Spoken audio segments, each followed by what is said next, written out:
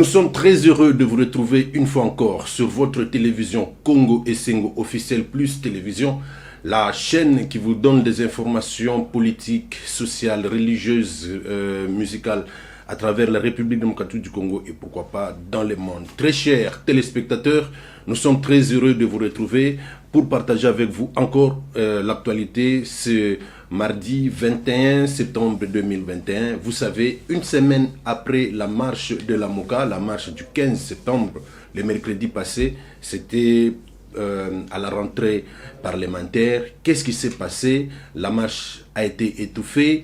Il y a eu beaucoup de choses qui ont été dites, beaucoup de vidéos qui ont circulé à travers les réseaux sociaux, beaucoup de déclarations qui ont été faites juste les uns pour condamner la marche, d'autres pour encourager la marche. Nous allons découvrir tout ça dans cette émission, sans oublier que le vendredi passé, la coalition Lamoka a tenu, la coalition Lamoka avec son présidium, Martin Fayoulou d'un côté et Adolphe Mouzitou de l'autre, ont tenu un point de presse juste pour éclairer la lanterne sur la motivation de la marche et tout ce qui s'est passé. Ensemble, avec notre invité, nous allons essayer un tout petit peu de décortiquer l'actualité qui reste dominée par cette marche et encore une autre marche qui est déjà en gestation pour le 29 septembre, si je ne m'abuse pas. Alors, tout cela, nous allons le faire avec notre invité, qui n'est autre que M. Jean-Félix Senga. Il est le président des Chrétiens démocrates, secrétaire exécutif permanent de la dynamique pour la vérité des urnes et cadre de la MOCA. Monsieur Félix, bonjour. Bonjour. Très heureux de vous accueillir sur ce plateau. Je vous en remercie. D'entrée des jeux, vous avez aussi marché les mercredis passés, les 15. Il faut que je rappelle. Pour la première fois dans ma vie, je marche. Nous sommes en 1985. Votre première fois que vous avez marché? Première fois que j'ai marché. Ça, c'était contre Mobutu? Première fois, oui, à cette occasion, 85. J'ai été arrêté. Ok. Et puis après, nous avons été relâchés. Depuis lors, je ne me rappelle pas qu'il y ait une marche de l'opposition dans ce pays que je ne prenne pas part. Donc, j'étais bel et bien présent à cette marche. Vous êtes dans toutes les marches de l'opposition, depuis 1985? Depuis 1985 jusqu'à nos jours. D'abord, on reste d'abord dans votre parcours de marche, bien des marcheurs dans l'opposition. Quelles leçons que vous avez tirées à travers toutes les marches depuis 1985 jusqu'à la marche d'avant-hier, de la semaine passée? Ce qu'il faut dire, la marche au départ c'est une expression démocratique. C'est une expression démocratique, c'est une manière de revendiquer, de présenter ce que l'on veut, ce que l'on souhaite, ce que l'on compte réaliser. On veut à tout prix l'obtenir. Comme nous sommes le partisan de la non-violence, donc la seule manière de nous exprimer afin de prendre à témoin et la communauté nationale et la communauté internationale, c'est de marcher. Donc c'est une expression par laquelle nous nous exprimons. Mais ce que j'ai pu retenir depuis toutes ces années, on dirait tous les hommes se ressemblent un peu quand on accède au pouvoir. C'est-à-dire quand quelqu'un apparemment n'est pas au pouvoir, semble ne pas comprendre. Une fois qu'on arrive au pouvoir, on met plus en exergue l'égoïsme, le fait de vouloir, ce qu'on interprète très mal dans ce pays. Un parti a le devoir de conquérir le pouvoir et de le garder le plus longtemps possible. Vous entendrez ça dans toutes les bouches des politiciens congolais. Mais il faut être précis. Il faut conquérir le pouvoir, d'accord. Il faut le garder, le sauvegarder en respectant les règles, en respectant les lois. C'est là que les Congolais ne font pas beaucoup plus attention. C'est-à-dire quand on arrive à ce niveau, on gaffe, mais on prétend être politicien en disant non, il faut le garder le plus longtemps possible. Pas n'importe quelle manière, pas n'importe comment. Comme vous êtes en démocratie, certes, il faut le garder, pour la meilleure façon de garder le pouvoir, c'est de bien gérer. C'est de satisfaire le peuple. Okay. Dans le cas contraire, eh bien, vous ne saurez pas garder le pouvoir, peu importe les manœuvres que vous entreprendrez. Ok. On reste toujours dans votre expérience de marcheur contre les dictatures. 1985-2001, ça fait pratiquement 36 ans. Vous avez combattu Mobutu. Laurent Désiré Kabila, Joseph Kabila. Aujourd'hui, nous dirons que vous combattez déjà Félix Tshisekedi. Comment vous trouvez les méthodes des uns et des autres, de Mobutu, de Kabila, de Laurent Désiré, de Joseph Kabila et de Félix? C'est les mêmes méthodes par rapport au traitement des opposants? Les méthodes sont pratiquement les mêmes. À une seule différence, c'est que tout dépend un peu du tempérament de l'homme qui est au pouvoir et de ceux avec qui il travaille. Okay. Sinon, ils restent tous dans le même schéma. Parce que, après tout, qu'est-ce que cherche l'opposition? L'opposition veut faire en sorte que dans ce pays, nous ayons un État démocratique. Dans ce pays, que nous ayons un État de droit. On ne peut pas prétendre avoir un État de droit quand vous n'avez pas les piliers tels que la justice. Okay. Tant que la justice présente des failles, à ce moment-là, vous comprenez qu'on peut beau chanter, beau crier État de droit, il n'y en a pas. Comme c'est le cas. C'est ce qui a été à l'époque de Mobutu, à l'époque de Kabila, à l'époque de Kabila fils, aujourd'hui à l'époque de notre frère Fachi. Donc, votre homo. Oui, mon homo. Et d'ailleurs, généralement, il m'appelle toujours homo. Ok. Bon, revenons maintenant à la marche. Quelles leçons avez-vous tirées de la marche du 15 septembre sous la gestion de Félix Tshisekedi? Oui, pour cette marche, il faut que nous relevions un certain nombre de faits. Ok. D'abord, nous avons écrit en bonne et due forme, comme il se doit. Vous vous êtes adressé à Gentini Ngobila. Nous sommes adressés à Gentini Ngobila. Malheureusement, Gentini Ngobila semble ne pas comprendre, ne pas intérioriser la loi du pays. Nous ne sommes pas dans un régime d'autorisation.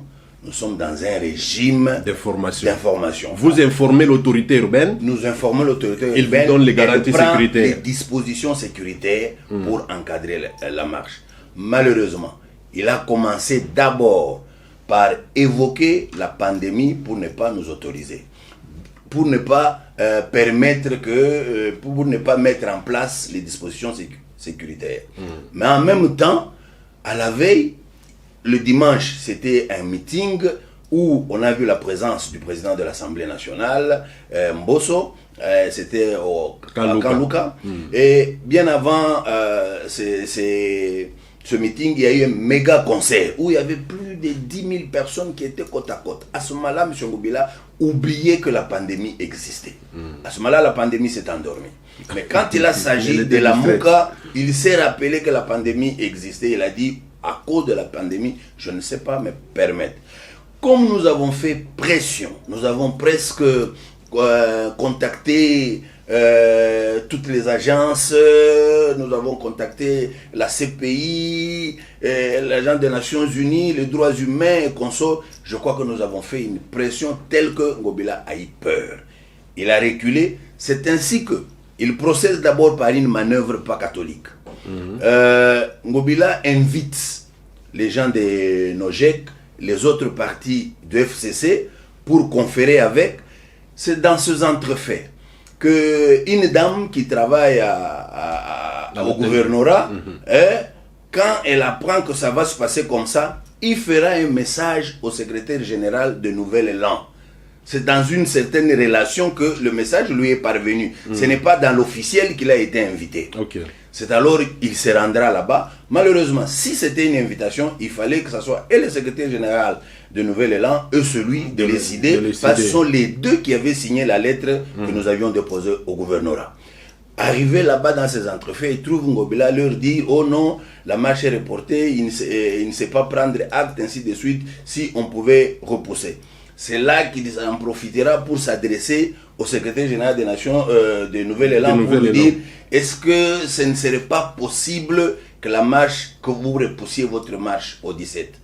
Nous avions demandé pour le 15, il a évoqué la pandémie, mais sous la pression, il dit au 17. Et même alors, il ne fait pas un document officiel, il ne fait pas de lettres, il n'adresse pas une lettre.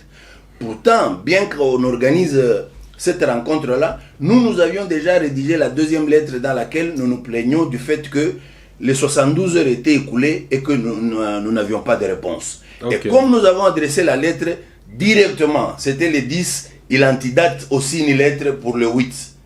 Le 10 la nuit, on vient déposer nous déposer cette lettre dans nos bureaux.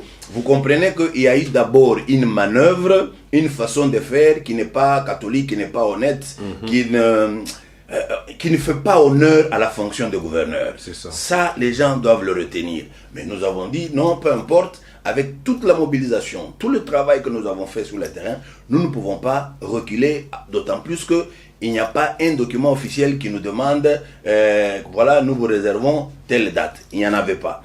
C'est ainsi que nous sommes dit, nous nous engageons. Mais à notre grande surprise, lui qui ne pouvait pas prendre acte, qui ne pouvait pas disponibiliser la police pour assurer la sécurité et l'encadrement, nous sommes surpris ces jours-là.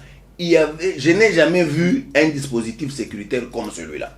Okay. J'ai jamais vu. Donc, on a planté des militaires. D'abord, il faut même rappeler, bien avant la marche le 15, la nuit du 13 au 14, on a déployé les gens dans le Tchango. On a fait... Des éléments de la police. Il y avait des éléments de la police qui ont fait le bouclage. On a dû arrêter pas moins de 1000 jeunes gens. Mais malheureusement, à la radio, vous avez suivi les Top Congo qui disaient non, c'était seulement 243. 200, oui. On va arrêter les gens lors d'un bouclage, pas lors de la marche. Et on dit, ce sont des bandits de Koulouna qu'on va envoyer à Kanyamakasese. Vous comprenez que ce pouvoir a le souci de nuire. Le pouvoir a tellement peur de la Mouka, a tellement peur de la marche de la Mouka. Alors pour tenter d'étouffer, de décourager les jeunes gens, c'est ainsi qu'il a dû se déployer de la manière qu'ils sont déployés. C'est ainsi qu'on a dû faire des bouclages pour arrêter les jeunes gens. D'ailleurs, bien avant ça. Nous avons été dans beaucoup de cachots de l'ANEL, n'est-ce pas? On avait prétendu qu'on fermerait les cachots de l'ANEL. Non, presque tous nos animateurs de parlementaires debout, de la Mouka, oui. les animateurs, ceux qui sont vraiment plus en vue, ont été arrêtés. On les a arrêtés, ils étaient au cachot, ils ont fait 2 semaines. C'est avec la MONUSCO, le président élu Martin Fayoulou fait la pression à la MONUSCO a dû entreprendre les démarches. C'est à la veille de la marche qu'on les a libérés en même temps avec votre consoeur journaliste Tatiana. C'est ainsi qu'on les a libérés. Donc vous comprenez que cette marche a été entourée de beaucoup d'écueils, entourée de beaucoup de dispositions prises par le pouvoir en place pour tenter de nous étouffer. Malheureusement, nous sommes plus que tenaces, nous en avons l'expérience et plus nous sommes animés par le souci que nous avons, par le rêve que nous avons pour ce pays. C'est ainsi que nous ne pouvions pas nous décourager et nous avons foncé. Ok, voilà, nous allons aborder la deuxième question à Lingala, si vous permettez. Oui. En tout cas, tout ce pelindenge au pesi contour ya makambo nenge elekanaki nandenge bokomaki na Tchango. Le 15 septembre, la Mouka nyonso tu ezalaki na Tchango. Biso nsto bandeko landango ngana zalaki na équipe sur place. Tozola nango pe na ba réseaux sociaux, batu nyonso tu bazalaki na Tchango. Toyokaki information mosunga na yokaki il paraîtrait que président Martin Fayoulou a kindeki Tchango depuis 2h du matin. Il y a les 15 wana. Pona ko kima ba bloqué na côté à centre-ville. Les solo. Non, elle a eu 2h du matin, elle a eu 6h30. Bon, information exception que non, alongwa qui Faden House 2h du matin pour éviter que ba bloqué était. Bon, Tomoni na Tchango, Tozoni nga comprendre qu'est-ce qui s'est réellement passé pour que du coup président Martin Fayoulou, Adolphe Mozuto babanda qui déjà ko marché monké après brusquement kaka boy ba bloqué bango ba komi kokotisa bango na mutuka. Qu'est-ce qui s'est passé pour que ba comme na niveau ya kokota na mutuka na ndenge ya brutalité wana tolandaki na babilili? Oui, il faut que non seulement déployer qui policiers en tenue. Il y avait même des militaires et même les milices que l'on formait à côté à Kingabwa, ils étaient là en civil, ils étaient très nombreux le long de route. Après analyse na bango ba constater que monde des alaki wana soki batiki kaka monde wana ebimi ba lokuta nyonso ba banda ko monter avant ya koloba non Fayoulou azana batute non Fayoulou on lui venait en appui par baoyo basalaka vagabondage politique bangonde qui lui apportait le lot de gens. te balobi Fayulu aza na bato te alingaka kokende kobandela ba marche na ye na Tchangu parce que Tchangu eza aki na ye bon entre guillemets bandeko mingi ya Tchangu ya Martin Fayulu na Muzito bazalaka mingi kote ya Tchangu yango wana alingaka kobandela kuna yango wana ekokai kopesa kaka ambiance wana en même temps ba observateur mosusu balobi pona nini mukolo mosusu te Martin Fayulu ki obandela marche ata kote ya UPN. Voilà, ça c'est eza lo lenge ya koloba parce que mutu nyonso aza na souci ya kolinga ko détruire, ko démontrer le contraire. Parce que celui Fayulu aza na batute, une raison de plus ya kotika ye parce que batu nyonso bako se rendre compte que aza na batute asalaka makele la pamba, makele la wenze, donc il est là, il n'inspire pas la peur. Botika ye, malheureusement c'est banalise ba constat ya ba service ba rapport à ba service nde démontraka que soki botiki ye marée humaine oyo ako drainer et ko sala été de n'importe où batu nyonso ba ozala d'avis que le véritable leader, l'homme qui draine les masses au Congo, c'est Martin Fayulu. Et ce serait ba point moko tel que personne ne saura lui ravir. C'est ainsi que en dépit ya koloba biloba loba oyo eza na tina te eza fondé te, on préfère kozwa ba dispositif wana ba disposition wana pona ko empêcher. Parce que qu'est-ce qui se passait? Nous on était là. Martin Fayulu, il était d'abord du côté de l'aéroport. C'était vers 6h30, quelques 7h, PC Go Yaka pour que nous commencions. Aïe, les policiers, les militaires, bazakiwana. Mais tant que les longs ya ba route ba avenue perpendiculaire na boulevard. Na boulevard. Dans chaque avenue, c'était amassé des gens, qui est belé dans chaque avenue de part et d'autre. C'est ainsi que les policiers ont été pris de panique, ils ont été pris de peur. Ceux qui batoyo va parvenir kobima bangonyo sont ensemble au moment où leader na bangwa ko koma, on ne saura pas maîtriser, sinon ça sera l'hécatombe. Alors il faut anticiper. C'est ainsi que babanda, parce que officiellement marche na biso etagi prévu ko banda 8h. D'après lettre autocomatique officiellement. Mais qu'est-ce qui fait que bien avant 7h30, basi ba bandi déjà ko bundisa biso ko kimisa biso ko kangaba. Moi je n'ai jamais vu une telle barbarie.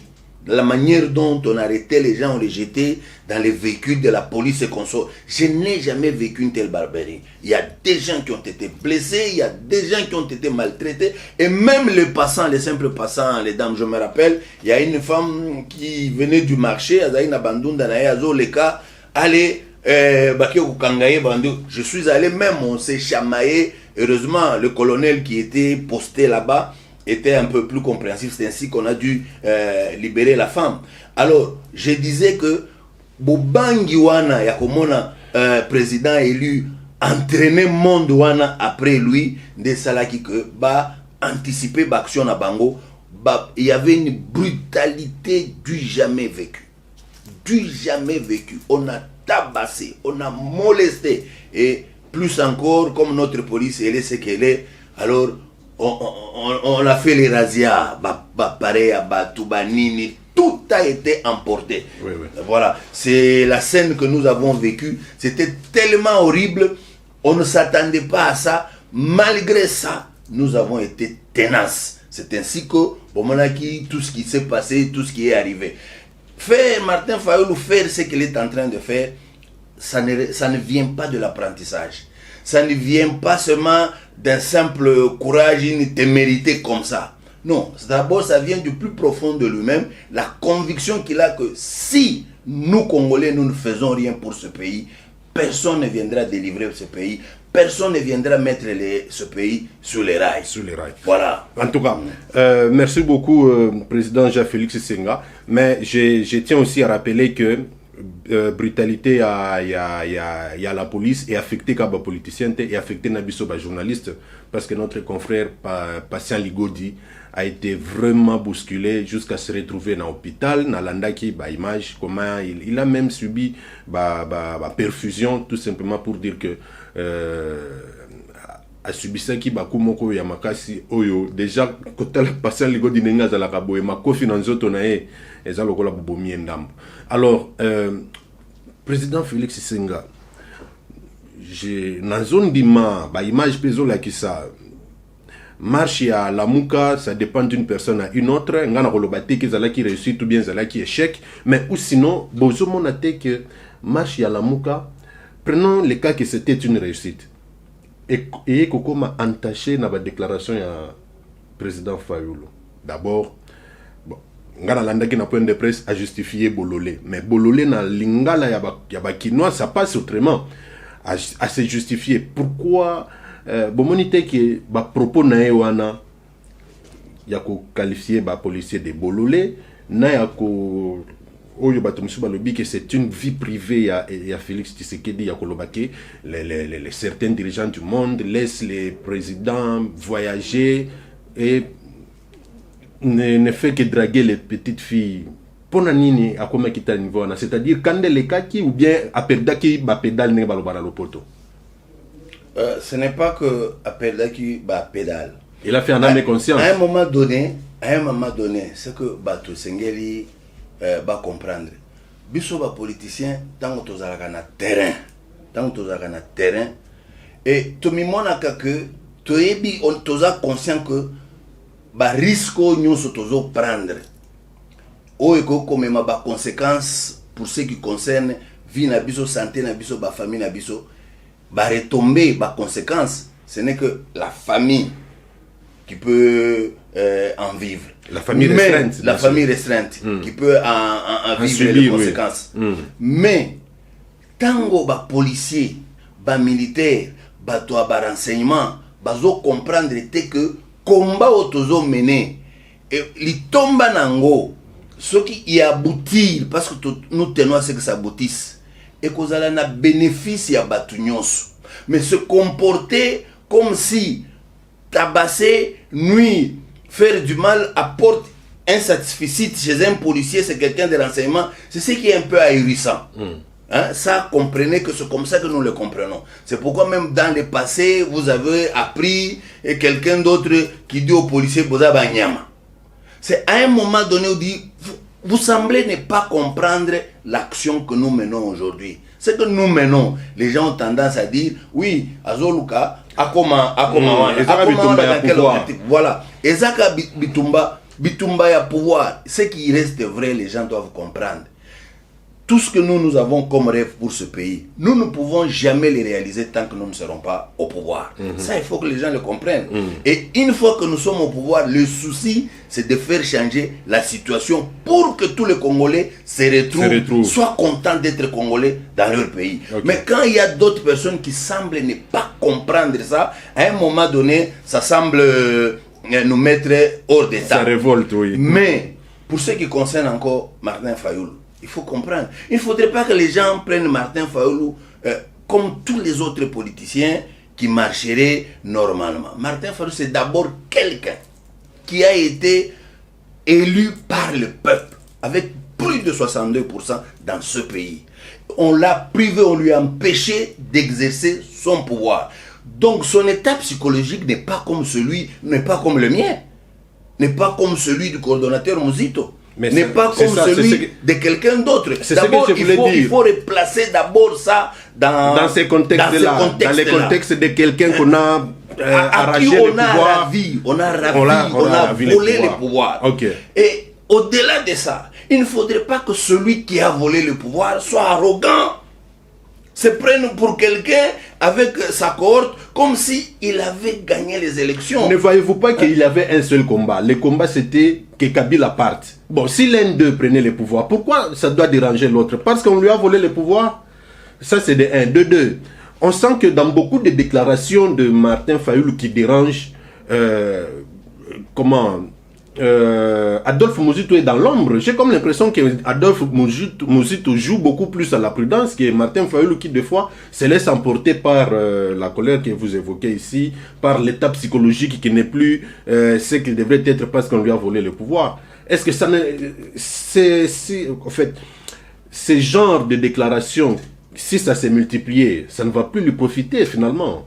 Même son combat n'aura plus de raison. On a comme l'impression que c'est une haine viscérale contre la personne de Félix Tshisekedi. La comparaison entre le président élu et le coordonnateur de la Mouka, c'est que d'abord, il faut savoir, ce sont deux êtres différents qui ont des tempéraments différents, qui ont des manières différentes d'agir.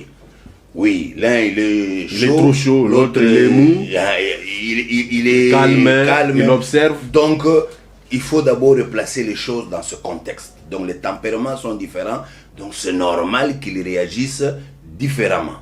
Ça, c'est un. Deux, le président élu, avant, ne cherchait pas que le départ de Kabila. Il ne faudrait pas qu'on réduise le combat de l'opposition qu'au départ d'un individu. On cherchait, c'est le changement des systèmes. Le changement des systèmes. On cherchait à quitter de l'état de la dictature vers l'état démocratique. C'était ça notre combat.